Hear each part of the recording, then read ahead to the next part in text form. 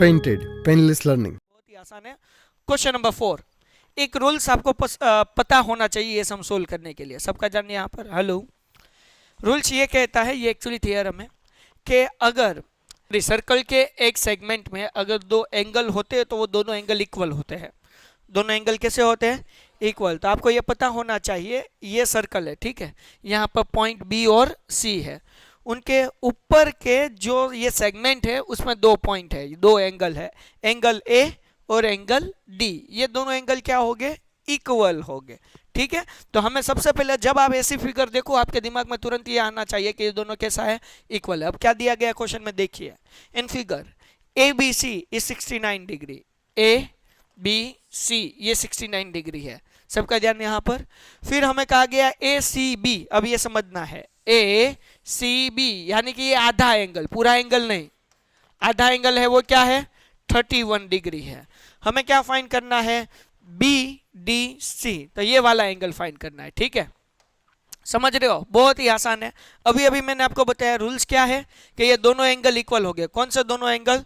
B A C, angle A और angle D. लेकिन अगर हमें पूरा नाम लिखना है तो हम किस तरह से लिखेंगे? B A C, angle B A C equal to angle B D C. ये दोनों एंगल क्या हो गए? इक्वल हो गए। चलो समझ में आ गया। अगर हमने ये एंगल फाइंड कर लिया एंगल ए, तो आसानी से हमें मिल जाएगा एंगल डी भी। अब एंगल ए फाइंड करना आसान क्यों है? क्योंकि देखो हमारे पास ट्राइंगल की तीन में से दो एंगल हमारे पास है। ये एंगल देखो 69 है, ये वाला एंगल कितना है? 31। तो ट्राइंगल के तीन एंगल का टोटल कितना होता है? 180। ठीक है, समझ रहे हो क्या? नहीं तो मैं यहाँ पर लिख लूँ एंगल।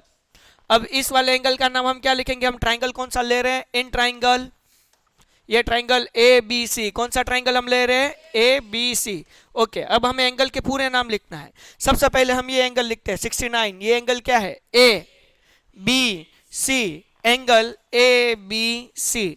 ये कितना है? 69। तो मैं यहाँ पर लिख लेता हूँ 69 डिग्री। चलो डन। अब इस एंगल का हमें नाम लिखना है, तो किस तरह से नाम लिखेंगे? बी सी ए, या आप इस तरह से भी लिख सकते हो, ए सी बी। क्या लिख सकते हो? ए सी बी। ये एंगल हमें क्वेश्चन में दिया गया है, कितना है?